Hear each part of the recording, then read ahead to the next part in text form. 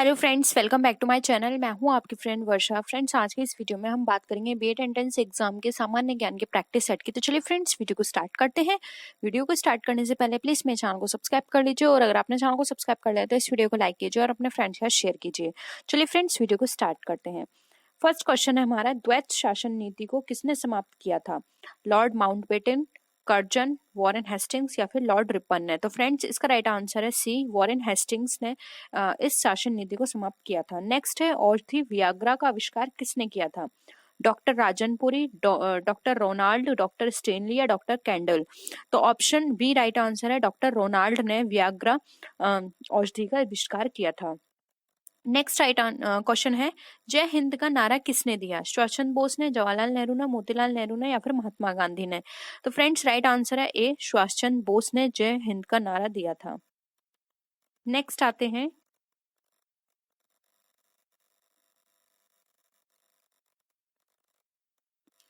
पुस्तक 1984 किसके द्वारा लिखी हुई है? आर के नारायण, खुशवंत सिंह, जॉर्ज आरवेल या फिर इनमें से कोई नहीं? तो फ्रेंड्स, 84 की बात करें, 1984, तो फ्रेंड्स ये पुस्तक लिखी गई है जॉर्ज आरवेल के द्वारा। नेक्स्ट आते हैं, अब इसमें हमें युग्म दे रखे हैं जिसमें से हमें बताना है कौन सा सही युग्म नहीं है। विश्व साक्षरता दिवस 8 सितंबर, संयुक्त राष्ट्र दिवस 24 अक्टूबर, विश्व स्वास्थ्य दिवस 7 अप्रैल या फिर विश्व मानवाधिकार दिवस 1 दिसंबर? तो फ्रेंड्स, ऑप्शन डी यहाँ पे रॉन्ग है, विश्व मानवाधिकार एक दिवस नहीं मनाया जाता। ठीक है, तो ऑप्शन डी राइट आंसर है। नेक्स्ट आते हैं, मी एंड डेंट के नाम से किस खिलाड़ी को जाना जाता है? सुनील गावस्कर, इमरान खान, सचिन तेंदुलकर या जावेद मियांदाद? तो फ्रेंड्स, यहाँ पे राइट आंसर है इसका ऑप्शन नंबर बी, जो कि है यहाँ पे इमरान खान। नेक्स्ट आते हैं फ्रेंड्स, अब यहाँ पर क्वेश्चन दिया हुआ है, भारत का प्रथम गवर्नर जनरल व वायसराय कौन था? Lord Hastings, Lord Canning, Lord Minto या लॉर्ड कर्जन? तो राइट आंसर है बी, लॉर्ड कैनिंग। नेक्स्ट है, लोसांग एक उत्सव है जो मनाया जाता है तिब्बत में, अरुणाचल प्रदेश में, सिक्किम में या फिर केरल में? तो फ्रेंड्स, राइट आंसर है सी, सिक्किम में। नेक्स्ट आते हैं, भारत की सबसे लंबी नदी है गंगा, ब्रह्मपुत्र, कावेरी या गोदावरी? तो फ्रेंड्स, का राइट आंसर है ए, गंगा। नेक्स्ट है, क्रीम सेपरेटर में दूध में कौन वसा को किस कारण से अलग किया जा सकता है? ससंजक बल, गुरुत्वीय बल, अभिकेंद्र बल या फिर अपकेंद्री बल? तो फ्रेंड्स, राइट आंसर है डी, अपकेंद्री बल द्वारा दूध से वसा को अलग किया जाता है। नेक्स्ट क्वेश्चन है, ग्रीनविच से 180 डिग्री मध्याह्न काल्पनिक रेखा कहलाती है? अंतरराष्ट्रीय तिथि रेखा, अक्षांश रेखा, मकर रेखा या फिर कर्क रेखा? तो फ्रेंड्स, राइट आंसर है ए, अंतरराष्ट्रीय तिथि रेखा। नेक्स्ट क्वेश्चन पे आते हैं, रेशम किससे उत्पन्न होता है? रेशम के कीड़े के अंडे से, रेशम के कीड़े के प्यूपा से, रेशम के कीड़े के लार्वा से या फिर स्वयं रेशम के कीड़े से? तो फ्रेंड्स, का राइट आंसर है बी, रेशम के कीड़े के प्यूपा से। नेक्स्ट है, निम्न में से कौन सा देश एक दलीय प्रणाली अपना रहा है? मंगोलिया, स्पेन, चिली या फिर चीन? तो फ्रेंड्स, राइट आंसर है डी, चीन। नेक्स्ट आते हैं, विश्व का सबसे बड़ा उद्योग कौन सा है? रसायन उद्योग, चीनी उद्योग, लौह इस्पात उद्योग या फिर सूती वस्त्र उद्योग? तो फ्रेंड्स, का राइट आंसर है सी, लौह इस्पात उद्योग। नेक्स्ट है, अम्लीय घोल को का पीएच मान होता है 7, 7 से कम, 7 से अधिक या फिर 14? तो फ्रेंड्स, का राइट आंसर है बी, 7 से कम। नेक्स्ट है, भारत में सबसे पहले आने वाले और सबसे बाद में जाने वाले थे पुर्तगाली, फ्रांसीसी, अंग्रेजी या डच? तो फ्रेंड्स, सबसे पहले और सबसे बाद में आने वाले जो थे वो था हमारा ऑप्शन नंबर ए, पुर्तगाली। नेक्स्ट है, निम्नलिखित में से कौन सा एक भारत सरकार के वित्त मंत्रालय का विभाग नहीं है? लेखा विभाग, आय विभाग, व्यय विभाग या फिर आर्थिक मामलों का विभाग? तो फ्रेंड्स, यहाँ पे वित्त मंत्रालय की बात की जा रही है, तो वित्त मंत्रालय में लेखा विभाग नहीं आता है। ठीक है, तो ऑप्शन ए राइट आंसर है। नेक्स्ट है, डोंगरी भाषा किस राज्य में बोली जाती है? जम्मू कश्मीर, असम, बिहार या फिर उड़ीसा? तो फ्रेंड, डोगरी बोली जाती है जम्मू कश्मीर में, तो ऑप्शन ए राइट आंसर है। नेक्स्ट है, आदर्श गैस की ऊर्जा निर्भर करती है दाब पर, आयतन पर, तापमान पर या फिर मोल की संख्या पर? तो फ्रेंड्स, राइट आंसर है डी, मोल की संख्या पर। नेक्स्ट आते हैं, नरसिंह मेहता के सिद्धांत थे गुजरात, महाराष्ट्र, राजस्थान या फिर बिहार। तो फ्रेंड्स राइट आंसर है ए, वो गुजरात के प्रसिद्ध संत थे। ठीक है, नरसिंह मेहता गुजरात के प्रसिद्ध संत थे। नेक्स्ट है, प्रसिद्ध चिल्का झील कहाँ स्थित है? पश्चिम बंगाल, उड़ीसा, तमिलनाडु या केरल। तो फ्रेंड्स चिल्का झील की बात करें तो ये उड़ीसा में स्थित है। नेक्स्ट है, प्रथम पिछड़ा वर्ग आयोग का गठन कब किया गया था? 1050, 1991, 1993 या 1997। तो फ्रेंड्स यहाँ पर इसके राइट आंसर की बात करें तो ऑप्शन सी होगा 1993। नेक्स्ट है, पारसी धर्मावलंबियों का पूजा स्थल है सिनागाग, अग्नि मंदिर, बिहार या फिर मजार। तो फ्रेंड्स राइट आंसर है बी, अग्नि मंदिर। नेक्स्ट है, भारत में वयस्क मताधिकार की उम्र सीमा क्या है? 18 वर्ष, 20 वर्ष, 21 वर्ष या फिर 25 वर्ष। तो फ्रेंड्स इसका जो राइट आंसर है वो है ऑप्शन नंबर ए, 18 वर्ष। नेक्स्ट आते हैं, किस सुल्तान के काल में खालिसा भूमि अधिक पैमाने पर विकसित हुई? गयासुद्दीन बलबन, अलाउद्दीन खिलजी, मोहम्मद बिन तुगलक या फिर फिरोज शाह तुगलक। तो फ्रेंड्स अगर हम इसके राइट आंसर की बात करें तो ऑप्शन यहाँ पर बी जो है वो राइट आंसर है, अलाउद्दीन खिलजी। नेक्स्ट है, अंधा युग के लेखक कौन है? रामधारी सिंह दिनकर, महावीर प्रसाद द्विवेदी, धर्मवीर भारती या फिर मोहन राकेश। तो फ्रेंड्स का राइट आंसर है option number C, Dharamvir Bharati. Next आते हैं, सोयाबीन का सर्वाधिक उत्पादन किस राज्य में होता है? मध्य प्रदेश में, उत्तर प्रदेश में, आंध्र प्रदेश में या फिर अरुणाचल प्रदेश में। तो फ्रेंड्स सोयाबीन का उत्पादन सबसे ज्यादा होता है मध्य प्रदेश में। ये क्वेश्चन बहुत पूछा जाता है फ्रेंड्स, तो आप इस क्वेश्चन को याद रखिएगा। नेक्स्ट है, अंतिम मुगल सम्राट कौन था? औरंगजेब, मोहम्मद शाह रंगीला, वाजिद अली शाह या फिर बहादुर शाह जफर। तो फ्रेंड्स अगर हम अंतिम मुगल की बात करें तो बहादुर शाह जफर अंतिम मुगल था। ठीक है, तो ये राइट आंसर है इसका। नेक्स्ट क्वेश्चन है, किस मच्छर के काटने से डेंगू ज्वर होता है? ये बहुत ही क्वेश्चन पूछा जाता है डेंगू के ऊपर, तो आप इसको बहुत अच्छे से याद रखिएगा। बेडवेंग, क्यूलेक्स, एडीज या फिर बॉटफ्लाई। तो फ्रेंड्स यहाँ पर अगर हम इसके राइट आंसर की बात करें तो ऑप्शन सी यहाँ पे राइट आंसर है, एडीज। एडीज के काटने से हमारा डेंगू ज्वर आता है। नेक्स्ट है, अलमट्टी बांध किस नदी पर बना है? गोदावरी, कावेरी, कृष्णा या फिर महानदी। तो फ्रेंड्स यहाँ पर अगर हम इसके राइट आंसर की बात करें तो इसका जो राइट आंसर है वो है यहाँ पे ऑप्शन नंबर सी, कृष्णा। ठीक है, तो फ्रेंड्स आज के लिए इतना ही। आई होप आपको प्रैक्टिस सेट पसंद आया होगा। नेक्स्ट प्रैक्टिस सेट क्वेश्चंस जो हैं वो हम अपने नेक्स्ट वीडियो में डिस्कस करेंगे। किसी भी तरह की क्वेरी हो तो जरूर पूछिएगा, और अगर वीडियो पसंद आए तो वीडियो को लाइक कीजिए, अपने फ्रेंड्स के साथ शेयर कीजिए। और फ्रेंड्स किसी भी तरह का आपको डाउट लगता है तो आप जरूर बताइएगा, और किसी पर्टिकुलर टॉपिक पे आप चाहते हैं तो वो भी जरूर बताइएगा। वैसे हम ऑलमोस्ट सभी टॉपिक पे आपको ऑलरेडी वीडियो करा चुके हैं, आपको सारा कंटेंट प्रोवाइड करा चुके हैं, तो आप उनको रिवीजन करिए। साथ ही साथ अपना जो प्रैक्टिस सेट है वो भी आप डेली सॉल्व करिए, क्योंकि जितना आप सॉल्व करेंगे उतना ही आपके लिए बेटर है। इससे आपको चीजें समझने में आसानी होगी और आप इजीली उनको टिक कर पाएंगे, और आपका जो वहां पर जो एक्यूरेसी की बात करें तो वहां पे वो फिट बैठेगी, क्योंकि जितने हम क्वेश्चन सॉल्व करते हैं उतनी हमारी एक्यूरेसी लेवल जो होता है वो इंक्रीज होता जाता है। ठीक है, तो आप इस प्रैक्टिस सेट को सॉल्व की, और इससे साथ साथ हमारी 20 डे सीरीज हम अपने सारी वीडियोस में आपको बताते हैं। 20 डे सीरीज देखना मत भूलें, क्योंकि 20 डे सीरीज बहुत ही इंपॉर्टेंट वीडियोस हैं, क्योंकि यहाँ से इस वीडियोस में हमने वो सारे टॉपिक को कवर किया है जिससे सबसे ज्यादा क्वेश्चंस बनते हैं। तो 20 डे सीरीज में सिर्फ 20 वीडियोस हैं। तो फ्रेंड्स अगर आप 5 दिन भी उनको लगातार देख लेते हैं तो आप इजिली उनको पूरा कवर कर सकते हैं। ठीक है, उसमें मोस्टली कवर आपका कराया गया है सारा सिलेबस, तो वहां पर आप जाके इजिली अपने सारे कंटेंट को एक बार रिवीजन कर सकते हैं। तो एक बार अपने सिलेबस को वहां जाके रिवीजन कर लीजिए, क्योंकि ये आपके लिए बहुत अच्छा होगा। क्योंकि इससे क्या होगा, आपको और भी जितनी भी आपके कंटेंट है, हिंदी है, इंग्लिश है या जीके है, तो उससे आपको क्या होगा कि आपका जो भी अब तक का पढ़ा हुआ है वो रिवाइज हो जाएगा। तो इसलिए आपके लिए बहुत ही बेनिफिट रहेगा। ठीक है, फर्स्ट क्वेश्चन है आज की वीडियो का, कुटच के रचयिता हैं शांति प्रिय द्विवेदी, हजारी प्रसाद द्विवेदी, कुबेरनाथ राय या फिर विद्या निवास मिश्र। तो फ्रेंड्स यहाँ पर बात करें कुटच के रचयिता की, तो इसका जो राइट आंसर है वो है option number B, Hazari Prasad Dwivedi. Next आते हैं, अबला जीवन हाय तुम्हारी यही कहानी, आंचल में है दूध और आंखों में है पानी, उपयुक्त पंक्तियां किस काव्य की हैं? ये बहुत पूछी जाती हैं पंक्तियां, कामायनी, साकेत, यशोधरा या फिर आंसू। तो फ्रेंड्स यहाँ पे इसका जो राइट आंसर है वो है ऑप्शन नंबर सी, जो कि है यशोधरा।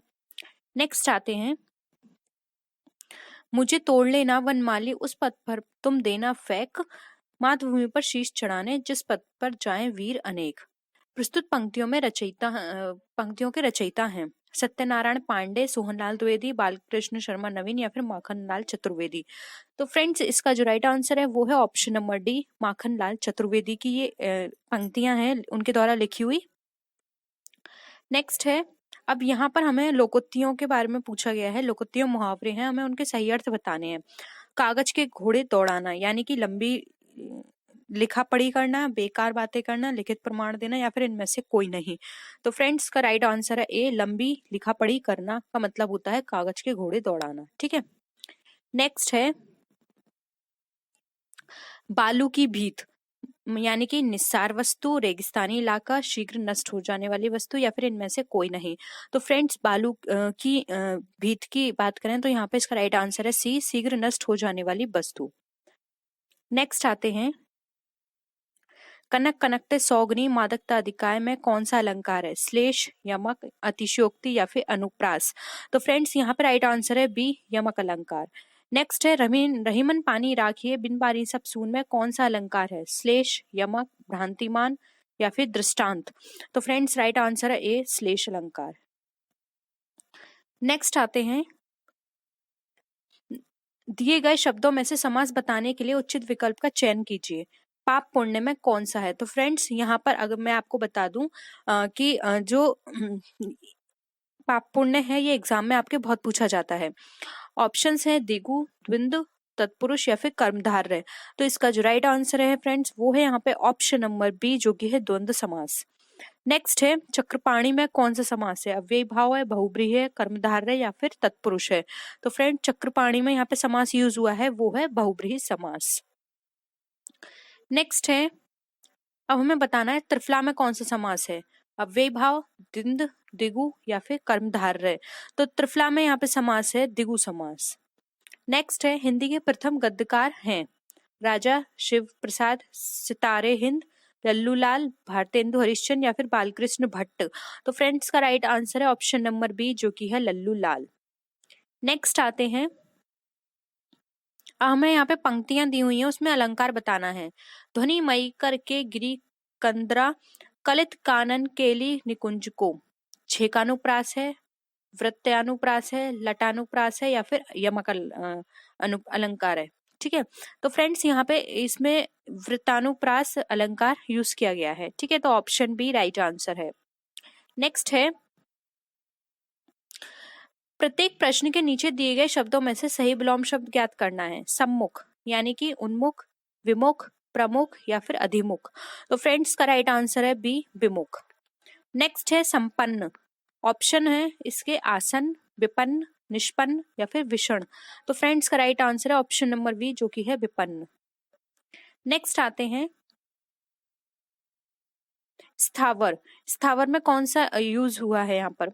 सचल, चंचल, चेतन या फिर जंगम। तो फ्रेंड्स यहाँ पे इसका स्थावर के अकॉर्डिंग जो राइट आंसर है वो है यहाँ पे ऑप्शन नंबर डी, जो कि है जंगम। अब यहाँ पर हमें बताना है, जहाँ उपमेय में अनेक उपमानों की शंका होती है वहां कौन सा अलंकार होता है? यमक, श्लेष, भ्रांतिमान या फिर संदेह। तो वहां पे संदेह अलंकार होता है, क्योंकि जहां पे उपमेय में उपमानों की शंका होती है, नाम ही देख लिया शंका आ रहा है, शंका मतलब संदेह है, हमें कंफर्म नहीं है, हम यहाँ पे संदेह है, तो यहाँ पे संदेह अलंकार यूज हुआ है। नेक्स्ट आते हैं, कामायनी के रचनाकार कौन है? प्रसाद, पंत, निराला या फिर महादेवी वर्मा। ये बहुत पूछा जाता है फ्रेंड्स। तो फ्रेंड्स यहाँ पर कामायनी की बात करें तो इसके अंदर जो यूज हुआ है वो हुआ है प्रसाद, यानी कि जयशंकर प्रसाद की ये कामायनी है। नेक्स्ट है, ये किताब रमेश को दे दो, इस वाक्य में कारक कौन सा है? संप्रदान, अधिकरण, करण या कर्म।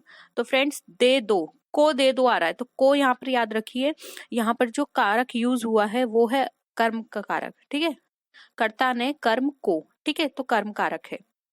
नेक्स्ट है, प्रतिहिंसा में कौन सा उपसर्ग प्रत्युग हुआ है? उपसर्ग की बात की जा रही है, यानी कि आगे।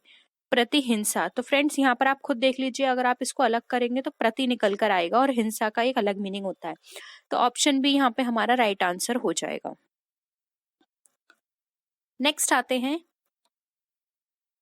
श्रृंगार रस का स्थायी भाव क्या है? ये फ्रेंड्स मैं आपको 20 डे सीरीज में करा चुकी हूँ। तो देखिए, आपने देखा 20 डे सीरीज से हमारे बहुत सारे क्वेश्चंस हैं जो कि यहाँ पर फंसते हैं। तो श्रृंगार रस की बात करें तो इसमें रति स्थायी भाव है, ठीक है।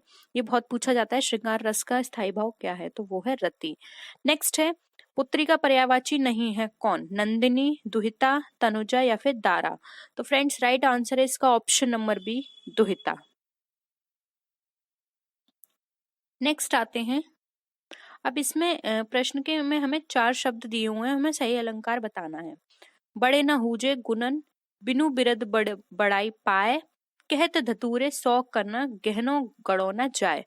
अब इसमें अतिशयोक्ति है, प्रति वस्तुमा है, या फिर अर्थांतर रूपया है, या फिर विरोधाभास है।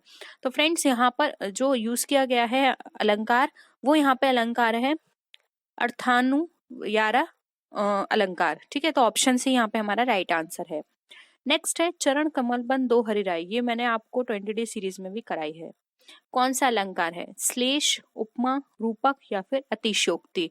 तो फ्रेंड्स यहाँ पर यूज किया गया है रूपक अलंकार, तो ऑप्शन सी यहाँ पे राइट आंसर है। चरण कमल, ये जो चरण है उनको जो ये बताया गया है कि जो चरण है हरि के, वो कलम की तरह है, ठीक है। चरण कलम बन दो हरिराई, ठीक है। तो यहाँ पे रूपक अलंकार यूज किया गया है। नेक्स्ट है,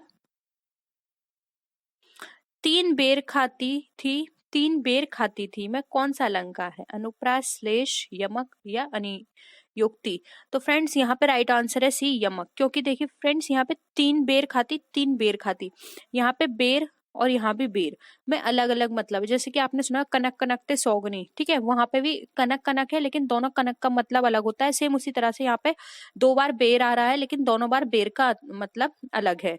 तीन बेर खाती और तीन बेर खाती, एक बार बेर जो फल होता है उसके बारे में बताया गया है, और एक बार बेर का मतलब 3 बार है, ठीक है। तो दोनों का अर्थ यहाँ पे अलग अलग है, इसलिए यहाँ पे ऑप्शन सी यमक अलंकार हमारा राइट आंसर है।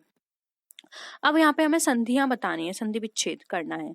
मतैक्य में कौन सी संधि है? दीर्घ संधि, यण संधि, गुण संधि या फिर वृद्धि संधि? तो फ्रेंड्स यहाँ पे इसका जो राइट आंसर है वो है ऑप्शन नंबर डी, वृद्धि संधि। मतैक्य में वृद्धि संधि का यूज किया गया है। नेक्स्ट आते हैं, उज्ज्वल। उज्ज्वल का सही संधि विच्छेद क्या है? उत प्लस जवल, उत प्लस ज्वल, उत प्लस जल या फिर उत प्लस जुवल? तो फ्रेंड्स यहाँ पे इसका जो राइट आंसर है वो है ऑप्शन नंबर बी, जो कि उत प्लस जुवल, ठीक है। जहां पर ता और जा आते हैं वहां पर ता बाद में आधा जा हो जाता है, ठीक है। नेक्स्ट है, हिंदी साहित्य के आरंभिक काल को आचार्य रामचंद्र शुक्ल ने क्या कहा है?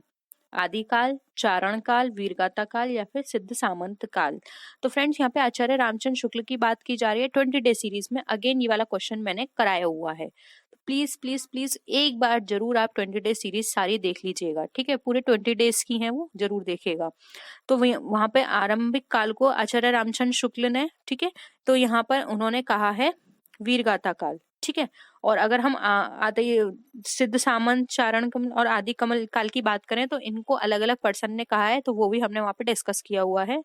आचार्य रामचंद्र शुक्ल ने आरंभ काल को वीरगाथा काल से जोड़ा है, ठीक है। नेक्स्ट है, नयन जो देखा कमल सा निर्मल नीर शरीर, हसंत जो देखा हस भा दसन ज्योति नगहीर? इस पंक्तियों में रचयिता कौन है? तुलसीदास, जयशंकर प्रसाद, जायसी या फिर कबीरदास? तो फ्रेंड्स इसमें जो मतलब ये पंक्तियां जिसके द्वारा लिखी हुई हैं वो है हमारे जायसी, मोहम्मद जायसी। तो ऑप्शन सी यहाँ पे हमारा राइट आंसर है। नेक्स्ट है,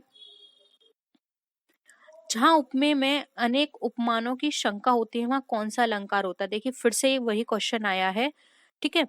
यमक, श्लेष, भ्रांतिमान या फिर संदेह?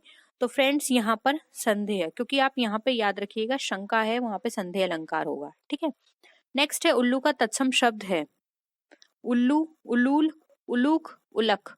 तो फ्रेंड्स यहाँ पे राइट आंसर है ऑप्शन नंबर सी, उलूक, ठीक है। आज के इस पेपर में फ्रेंड्स हमने जो टॉपिक लिया है वो है क्लासिफिकेशन टेस्ट, यानी कि इसमें आपको कुछ इमेजेस दी जाएंगी। उन 4 इमेजेस में से आपको जो करेक्ट इमेजेस है सॉरी जो रॉन्ग इमेजेस है वो आपको फाइंड आउट करनी है। कई बार ऐसा क्या होता है कि यहाँ पर आपको 3 इमेजेस एक जैसी होंगी, एक डिफरेंट होगी, उसमें से आपको अपना आंसर बताना है, क्योंकि उसमें डिफरेंट इमेजेस आपका आंसर होगा, वही उसमें पूछा जाता है। जैसे कि देखिए फ्रेंड्स, इसमें जो आकृति है, अगर हम इस तरह की आकृति की बात करें तो देखिए चारों इसी तरह की आकृति हैं, तो हम चारों में कोई डिफ्रेंशिएशन नहीं निकाल सकते। लेकिन अगर वो साथ ही साथ देखें तो इस तरह की यहाँ पर एक और यहाँ पे आकृति बन रही है। देखिए इसमें 2 तरह की 2 निकल रही हैं, इसमें भी 2 निकल है, लेकिन इसमें जो 3 लाइन यूज की गई हैं, एक ये है, एक ये है एंड एक यहाँ निकल रही है, तो ये अलग है क्योंकि सब में 2 यूज की गई हैं, इसमें 3। तो हमारा जो राइट आंसर होगा वो होगा option number C. I hope यहाँ पे आपको कॉन्सेप्ट क्लियर होगा मैं क्या कहना चाह रही हूँ। अगर आपको ये क्लियर है तो आप डन लिखिएगा वीडियो में नीचे कॉमेंट सेक्शन में। अगर क्लियर नहीं है या कोई भी डाउट है तो आप मुझे बता सकते हैं। ये 2014 में पूछा गया क्वेश्चन था। अब देखिए फ्रेंड्स, इस क्वेश्चन की अगर हम बात करें तो देखिए वी बनाने में हमें कितनी लाइन की जरूरत होती है, या फिर रेखा जिसको हम बोलते हैं 1 और 2, 2 रेखा की हमें जरूरत पड़ी। एक्स बनाने में हमें 2 रेखा की जरूरत पड़ेगी, ये रहा। और एल बनाने में भी हमें 2 रेखा की जरूरत पड़ेगी। लेकिन यहाँ पर जो ये वाली रेखा है इसमें हमें 1 रेखा की जरूरत पड़ी है। तो यानी कि ये 3 आकृति जो है इसमें हमें 2 रेखा की जरूरत है या 2 लाइन की जरूरत है, जबकि इस लाइन इसको बनाने में हमें सिर्फ 1 लाइन की जरूरत है। तो डिफरेंट क्या हो गया हमारा डी, तो ऑप्शन डी हमारा यहाँ पे राइट आंसर होगा। नेक्स्ट क्वेश्चन पे आते हैं। अब इस क्वेश्चन में फ्रेंड्स आप देखिए, यहाँ पर आपको यहाँ पर आप इजीली समझ सकते हैं कोई भी चीज। देखिए यहाँ पर एक इमेज दी गई है, फर्स्ट इमेज की बात करें तो यहाँ पर ये स्ट्रेट है और ये थोड़ा क्या है, ये थोड़ा सा डाउनवर्ड में इसको यहाँ पे ये घूमी हुई है।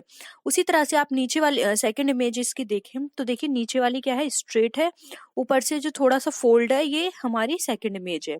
थर्ड में देखिए दोनों इसमें अगर हम बात करें तो यहाँ पर ये इस तरह से बना हुआ है, यहाँ पे भी स्ट्रेट है एंड सेकंड यहाँ पर ये बिल्कुल आउटसाइड में है।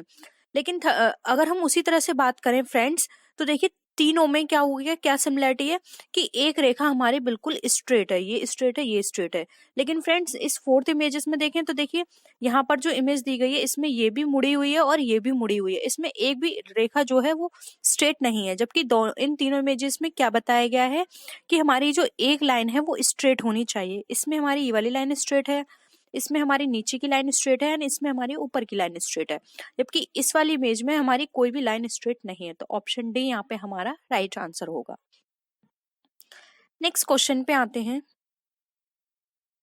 नेक्स्ट क्वेश्चन है, देखिए फ्रेंड्स इस तरह के क्वेश्चंस को करने में आपको एक चीज याद रखनी है। देखिए सबसे बड़ा डिफरेंस, बहुत ही बारीक डिफरेंस है, आप अगर इस चीज को पकड़ पाए तो देखिए नीचे इनकी जो ये जो आपको एक डिजाइन दी हुई है, ठीक है, इस तरह से इनकी हैंड है, ठीक है, ये इनके हैंड निकले हुए हैं। अब नीचे आप देखें तो देखिए फ्रेंड्स नीचे इस तरह की जो इमेज बनी हुई है इसमें थोड़ा सा ये थोड़ा सा मुड़ा हुआ है चीजें, ठीक है, इसमें भी मुड़ा हुआ है, इसमें भी मुड़ा हुआ है एंड इसमें भी मुड़ा हुआ है। जबकि ये वाली क्या है, थर्ड वाली इमेज, इसमें नीचे क्या है, बिल्कुल स्ट्रेट दे रखा है। तो आप इससे ये पता लगा सकते हैं, ठीक है। तो ऑप्शन सी आपका यहाँ पे क्या है, राइट आंसर है। ठीक उसी तरह से हम फिफ्थ क्वेश्चन पर आए तो यहाँ देखिए, देखिए फ्रेंड्स इस सर्कल में अगर हम बात करें तो 50-50% या फिर 1/2 का यहाँ पे लिया गया है रेशो, ये भी 1:2 का रेशो है, ये भी 1:2 का रेशो है। जबकि इसकी बात करें तो 2/3 का शो हो रहा है, ठीक है। तो यहाँ पर देखिए ये जो डिफरेंट है इजिली पता कर सकते हैं, ऑप्शन ए यहाँ पे हमारा राइट आंसर है। सेम उसी तरह से 6 क्वेश्चन पे आते हैं।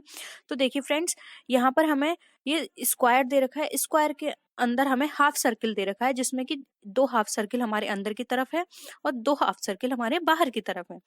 इसमें क्या है, हमारे 3 सर्किल अंदर हैं और 1 बाहर है, तो ये अलग हो गई। चेक करने के लिए आगे आए तो देखिए 2 अंदर हैं और 2 बाहर है, इसमें 2 अंदर हैं और 2 बाहर है, अलग क्या हो गया, ऑप्शन बी। तो ऑप्शन बी हमारा यहाँ पे राइट आंसर है।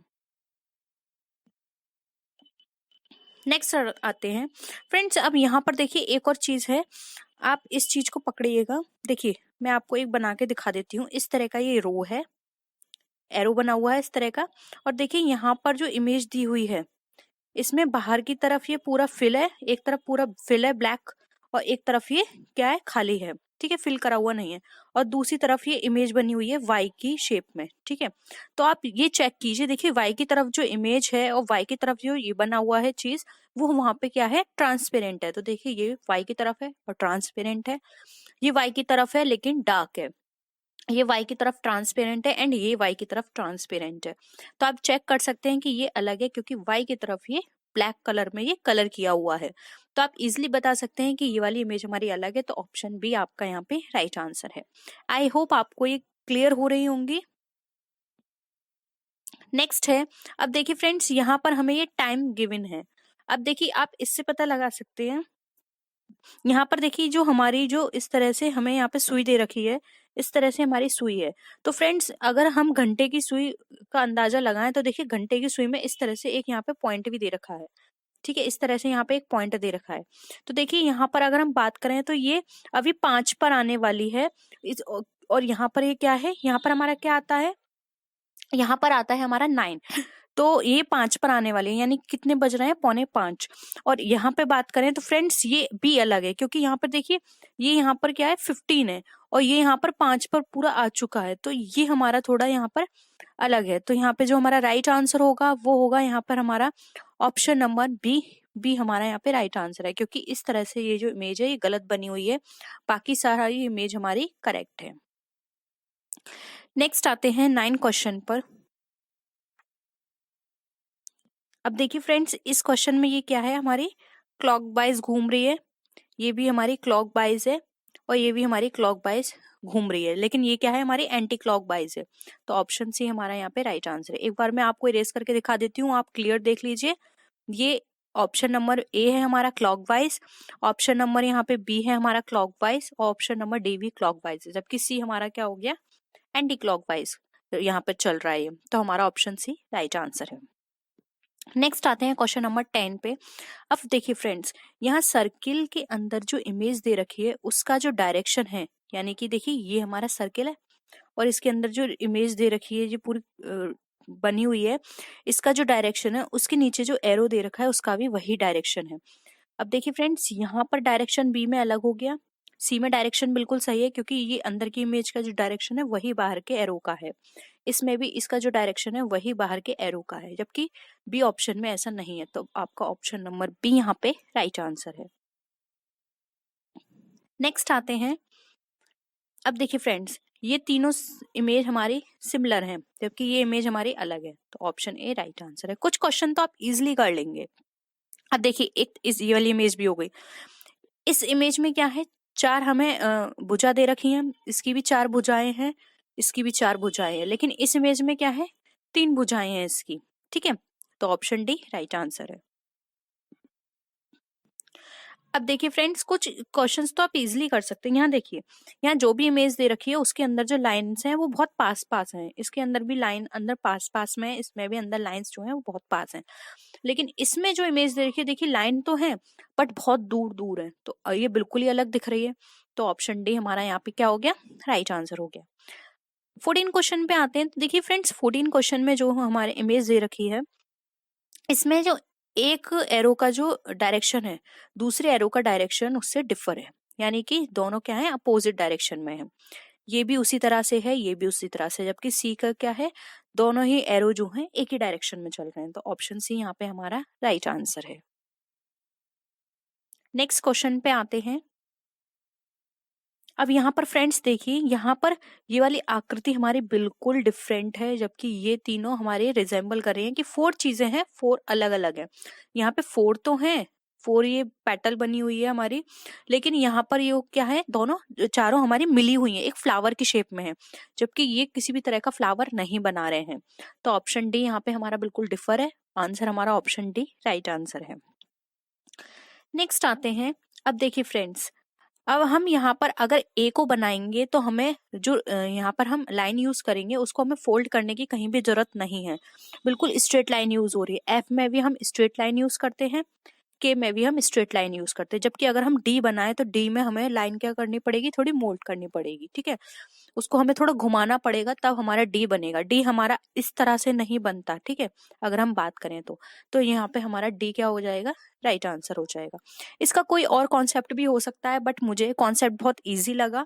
अगर आपको लगता है कि ए एफ के का कोई और कॉन्सेप्ट है इसमें आने का तो आप जरूर बताइएगा, बट मुझे ये कॉन्सेप्ट बहुत सही लगा, क्योंकि यहाँ पर ए हम सिंपल बना सकते हैं, एक लाइन ड्रॉ करके, एफ भी लाइन ड्रॉ करके कर सकते हैं, के भी लाइन ड्रॉ करके कर सकते हैं, लेकिन डी जो है हमारा लाइन ड्रॉ करके नहीं बनेगा। नेक्स्ट है, बहुत ही सिंपल क्वेश्चन है फ्रेंड्स।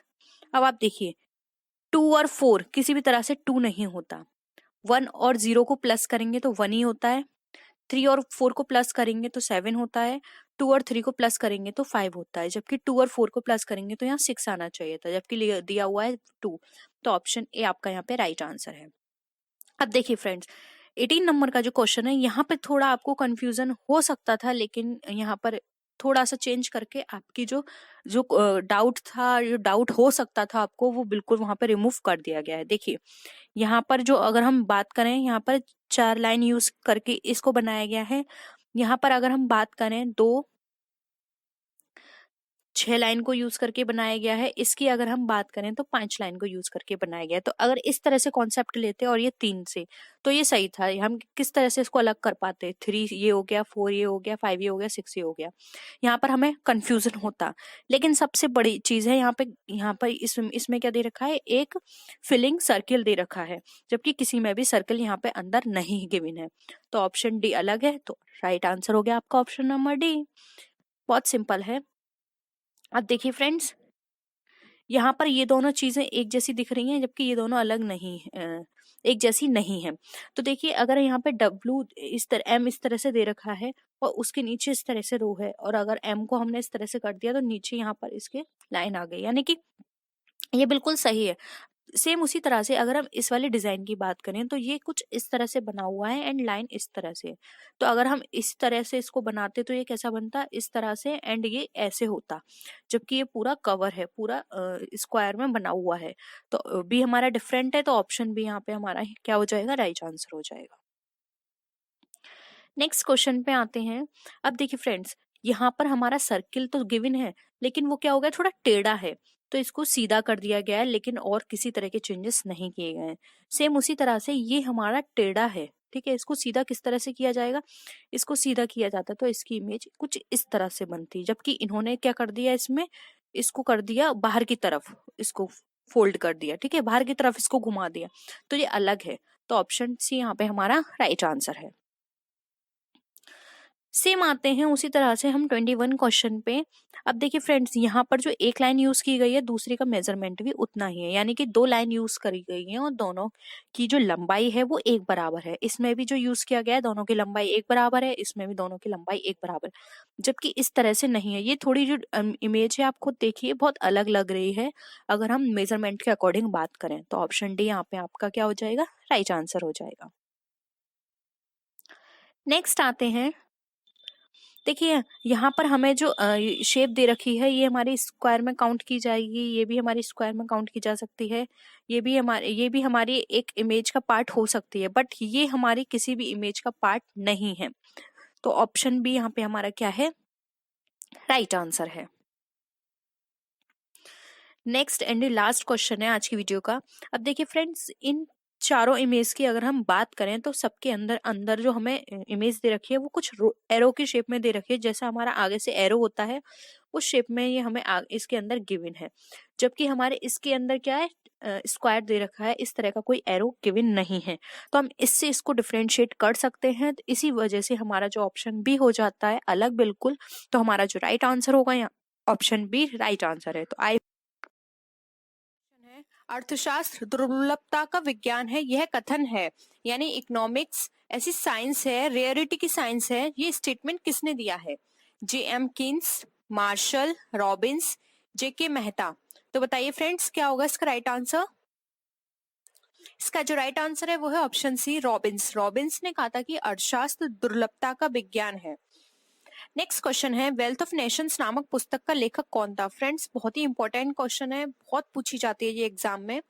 ऑप्शंस हैं जे.आर. हिक्स। फ्रेंड्स यहाँ पे ये हिंदी का यहाँ पर मिस हो गया है वर्ड, तो आप इंग्लिश में देख लीजिए J R. Hicks, Marshall, Adam Smith, P L. Samuelson. तो बताइए फ्रेंड्स क्या होगा इसका राइट आंसर।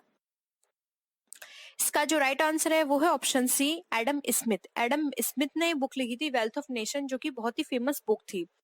नेक्स्ट क्वेश्चन है, अर्थशास्त्र का जनक माना जाता है, यानी कि इकोनॉमिक्स का फादर किसे कहा जाता है, रिकार्डो, कौटिल्य, एडम स्मिथ या मार्शल। तो बताइए फ्रेंड्स क्या होगा इसका राइट आंसर। अगेन इसका राइट आंसर है सी, जो कि है एडम स्मिथ। एडम स्मिथ को फादर ऑफ इकोनॉमिक्स भी कहा जाता है।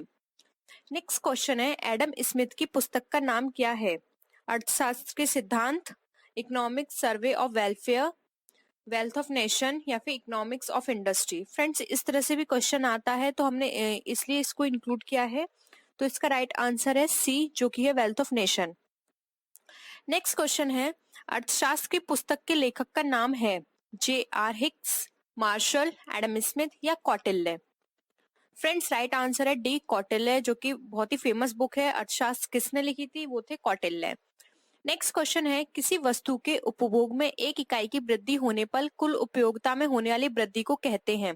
तो फ्रेंड्स अगर किसी भी वस्तु में अगर हम उसको उपभोग करते हैं, तो एक इकाई की वृद्धि होने पर हमारी जो कुल उपयोगिता होती है उसमें भी हमारे इंक्रीजमेंट होता है, तो उसको क्या बोलते हैं, कुल उपयोगिता, सीमांत यानी मार्जिनल यूटिलिटी, एवरेज यूटिलिटी या none of the above.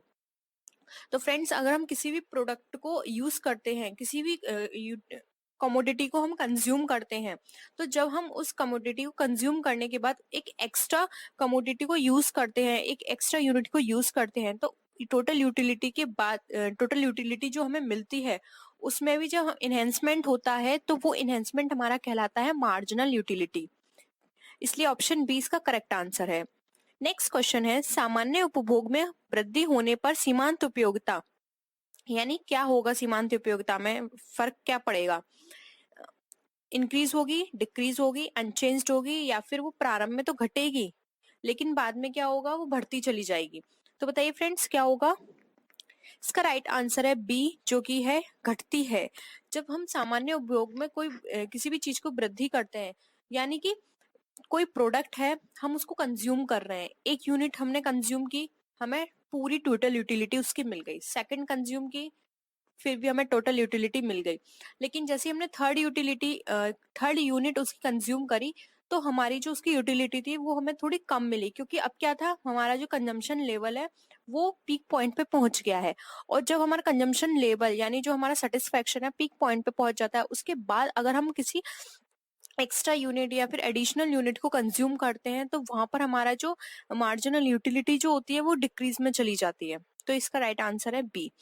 Next question है, मांग के नियम के अनुसार किसी वस्तु की मांग तब परिवर्तित होती है जब, यानी यहाँ पर लॉ दिया है हमारा, डिमांड, लॉ ऑफ डिमांड दिया है, इसमें बता रहे हैं ये कि किसी वस्तु की मांग यानी किसी भी ऑब्जेक्ट में अगर परिवर्तन होता है तो वो कब होगा, उपभोग की आय परिवर्तित होगी तब, या वस्तु की मांग की लोच अधिक होगी, कीमत परिवर्तित होगी या फिर जनसंख्या परिवर्तित होगी। तो फ्रेंड्स इसका जो राइट आंसर है वो है ऑप्शन सी, कीमत परिवर्तित होगी। फ्रेंड्स आप सब जानते हैं कि लॉ ऑफ डिमांड में ये बताया गया है कि कभी भी अगर किसी भी प्राइस में चेंजेस आ रहे हैं तो हमारी जो डिमांड है उसमें भी चेंजेस आएंगे। अगर किसी प्रोडक्ट में कोई प्रोडक्ट है उसका प्राइस अगर डाउन जा रहा है तो डिमांड वहां इंक्रीज हो जाएगी, और अगर हमारे किसी भी प्रोडक्ट का प्राइस इंक्रीज हो रहा है तो वहां पे डिमांड क्या हो जाएगी, डाउन में चली जाएगी। तो ये लॉ ऑफ डिमांड बताता है। नेक्स्ट क्वेश्चन है, एक आवश्यक वस्तु के लिए मांग की कीमत लोच होती है, यानी price elasticity of demand for necessary items कैसी होगी, शून्य, एक से अधिक या एक से कम। तो फ्रेंड्स का राइट आंसर है ए, शून्य। फ्रेंड्स कोई भी ऐसी नेसेसरी आइटम है, अगर उसकी प्राइस में चेंजेस आ रहे हैं तो वहां पर आपकी वो डिमांड किस तरह की होगी। आप देखिए फ्रेंड्स, नेसेसरी आइटम जैसे कि फूड है, ठीक है, फूड में भी आप लग्जरी फूड ना लेके एक नॉर्मल जो फूड होता है जो कि हर नॉर्मल पर्सन लेता है उसे, आप उस फूड के लिए सोचे। अगर वो फूड इंक्रीज हो रहा है फिर भी आप अपने पेट भरने के लिए, अपनी लाइफ को स्मूथली रनिंग करने के लिए उतना फूड लोगे जितना आपके लिए रिक्वायरमेंट है। लेकिन अगर वो कम हो जाता है उसका प्राइस तब भी आप उतने लोगे, ऐसा नहीं है कि आप उसको एक्सेस में कंज्यूम करने लग जाओगे। या फिर नेसेसरी आइटम जैसे कि मेडिसिन भी हम यहाँ ले सकते हैं, मेडिसिन है, अगर अगर मेडिसिन के प्राइस इंक्रीज होते हैं तो जो हमारी नेसेसरी की जो मेडिसिन होती हैं अगर उनके प्राइस इंक्रीज होंगे तो हम ऐसा नहीं कर सकते कि हम मेडिसिन ना लें, क्योंकि मेडिसिन ना लेने से क्या होगा, हमें और भी ज्यादा उसकी रिक्वायरमेंट होगी, हम बीमार भी पड़ सकते हैं। लेकिन अगर वही मेडिसिन के प्राइस अगर डिक्रीज होते हैं फिर भी हम क्या करेंगे, उस मेडिसिन को लेंगे, उतनी ही लेंगे जितनी हमें जरूरत है। ऐसा नहीं है कि अगर मेडिसिन के प्राइस डिक्रीज हो गए हैं तो फिर मेडिसिन हम ज्यादा क्वांटिटी में लेने लग जाएं, ऐसा कुछ भी नहीं है।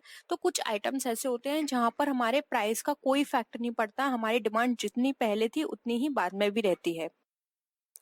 अब हम नेक्स्ट क्वेश्चन पे मूव करते हैं। उत्पत्ति ह्रास नियम। उत्पत्ति ह्रास नियम कहाँ पर लागू होता है? applies only in agriculture, applies in industry only, applies to all areas of production, या फिर the marginal utility applies the depletion rule। तो बताइए फ्रेंड्स क्या होगा इसका राइट आंसर? इसका जो राइट आंसर है जो उत्पत्ति ह्रास नियम है ये हमारा प्रोडक्शन के सभी एरिया पे अप्लाई होता है, क्योंकि फ्रेंड्स डिप्लीशन हर जगह आता है। हम कोई मशीन यूज कर रहे हैं वहां आएगा, किसी बिल्डिंग को यूज कर रहे हैं वहां भी डिप्लीशन होगा, उसकी वैल्यू में कमी आएगी। तो फ्रेंड्स ये हर जगह होता है। रिपेयरिंग हर किसी में जरूरत होती है, हर किसी को रिक्वायरमेंट होती है उसको मेंटेन करने की, उस पर रिपेयर करवाने की। तो डिप्लीशन हर जगह होता है। फर्स्ट क्वेश्चन है, राष्ट्रीय आय को मापा जाता है यानी कि नेशनल इनकम को हम किस में मेजर करते हैं?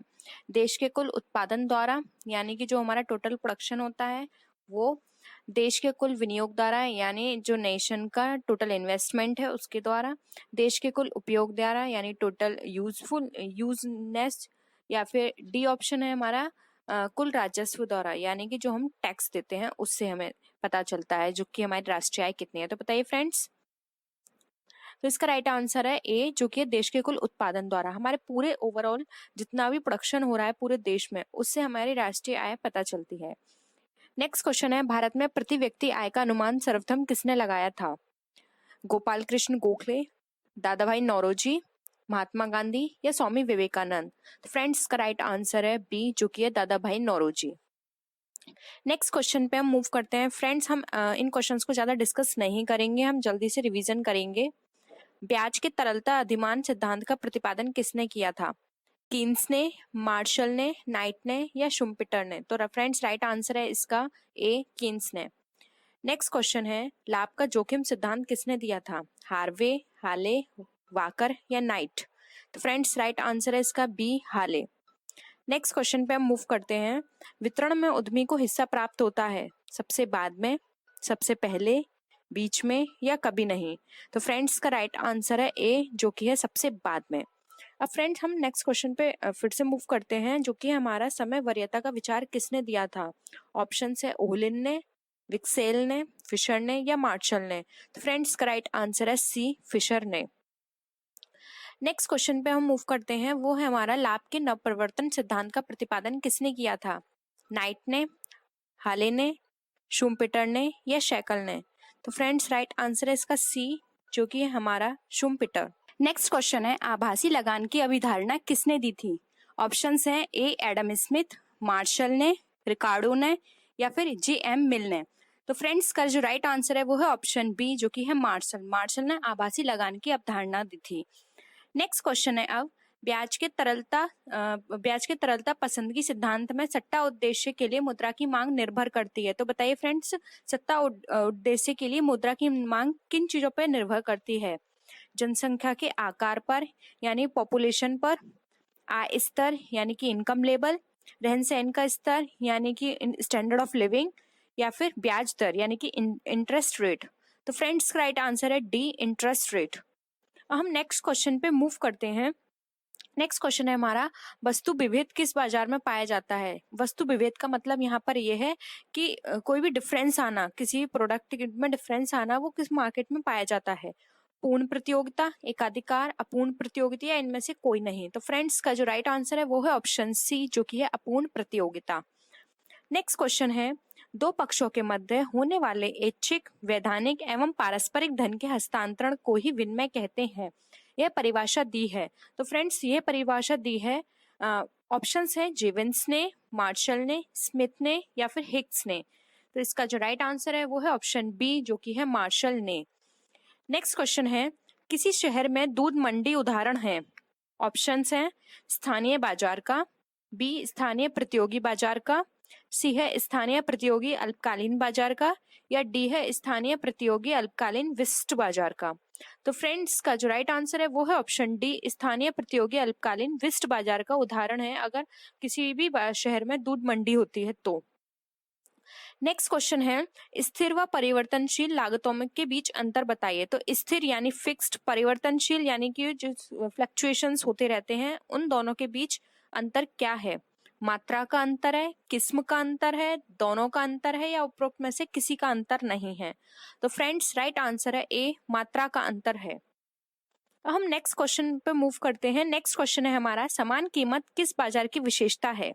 एकाधिकार, पूर्ण प्रतियोगिता, एकाधिकारिक प्रतियोगिता, या इनमें से कोई नहीं? तो फ्रेंड्स राइट आंसर है इसका पूर्ण प्रतियोगिता यानी परफेक्ट कंपटीशन। नेक्स्ट क्वेश्चन है जो कि आज की वीडियो का हमारा लास्ट क्वेश्चन है, दीर्घकाल में पूर्ण प्रतियोगिता में फर्म यानी फर्म किस तरह से बिहेव करती हैं? हानि वहन करती हैं, बी ऑप्शन असामान्य लाभ प्राप्त करती हैं, सी ऑप्शन सामान्य लाभ प्राप्त करती हैं, डी ऑप्शन कीमत परिवर्तित कर देती हैं। तो बताइए फ्रेंड्स दीर्घकाल में जो पूर्ण प्रतियोगिता होती है यानी परफेक्ट कंपटीशन में फर्म किस तरह का बिहेव करती हैं? तो इसका राइट आंसर है ऑप्शन सी, सामान्य लाभ प्राप्त करती हैं, यानी कि नॉर्मल प्रॉफिट होता है उसको वो रिसीव करती हैं। तो फ्रेंड्स आज की ये वीडियो थी, आई होप आपको पसंद आई होगी। कोशिश करेंगे कि हम रात में एक और वीडियो को अपलोड कर दें आपके लिए, जिससे कि आप इजीली अपने एग्जाम की तैयारी कर पाएं। और फ्रेंड्स एग्जाम बहुत अच्छा आएगा, बेस्ट ऑफ लक, अच्छे से क्वेश्चंस कीजिएगा और आपके एग्जाम्स में जैसे भी क्वेश्चंस आते हैं प्लीज एक बार डिस्कस जरूर कीजिएगा। आप नीचे कमेंट सेक्शन में बता सकते हैं कि आपके एग्जाम में और कौन से क्वेश्चंस आए, या फिर अगर आपको किसी भी तरह का कोई भी डाउट है किसी भी क्वेश्चन को लेके तो आप नीचे कमेंट सेक्शन में लिख सकते हैं। हम कोशिश करेंगे जल्द से जल्द उस पर डिस्कशन करने की। तो चलिए फ्रेंड्स नेक्स्ट वीडियो में हम फिर मिलते हैं और विच वीडियोस के साथ, तब तक के लिए बाय बाय।